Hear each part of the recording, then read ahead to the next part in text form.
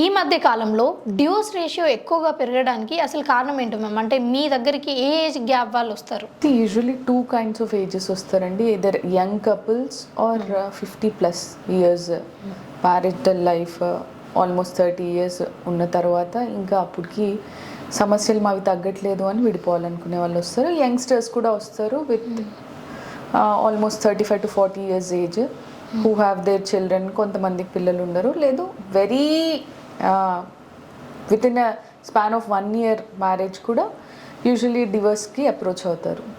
With in 1 year span పెళ్ళైన తర్వాత 1 సంవత్సరం లోపే డివోర్స్కి అప్రోచ్ అవుతున్నారు అని అంటే there are compatibility issues, ego issues, families మధ్యలో అండర్స్టాండింగ్ సరిగ్గా లేకపోవడము, కపుల్స్ మధ్యలో అండర్స్టాండింగ్ లేకపోవడము ఉంటుంది.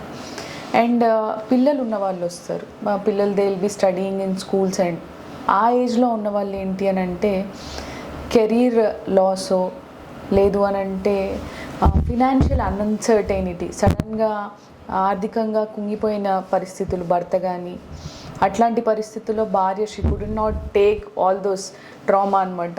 ఈయన ఇంకెప్పటికీ మారట్లేదు, ప్రతిసారి నష్టాల్లోకి వెళ్ళిపోతున్నాడు, ఆర్థికంగా స్థిరపడట్లేదు, పిల్లల్ని సరిగ్గా చూసుకోవట్లేదు, భారం అంతా నా మీదే ఉంది అనుకున్నప్పుడు ఇంకా there is no point in staying with him అనుకున్న సందర్భాల్లో కూడా వస్తుంటారు. అండ్ 50 years పైన వాళ్ళు ఇంకా నేను అట్లీస్ట్ నా ఫైనల్ స్టేజెస్లోనైనా నేను హ్యాపీగా బ్లిస్ఫుల్గా బతకాలి, నా భర్తతో నేను పడలేకపోతున్నాను, నా భార్యతో నేను పడలేకపోతున్నాను, ఇన్ని రోజులు పిల్లల కోసం కలుసున్నాము, ఇంకా నా వల్ల కాదు, చచ్చిపోయే ముందు నా ఇష్టానుసారం బతికి I should leave this earth అని కొంతమంది అనుకుంటుంటారు.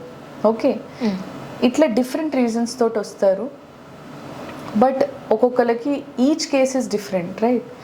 సో ఇది అని కాంక్రీట్గా ఇదే రీజన్ అని చెప్పలేము. ఒక్కొక్క కపుల్కి ఒక్కొక్క ప్రాబ్లం ఉంటుంది. కొంతమంది వైఫ్ అండ్ హస్బెండ్ ఎలా వస్తూ ఉంటారంటే హస్బెండ్ ఎక్స్ట్రా మ్యారిటల్ అఫైర్లో ఉండడము, లేదు అని అంటే భార్య ఎక్స్ట్రా మ్యారిటల్ అఫైర్లో ఉండడము.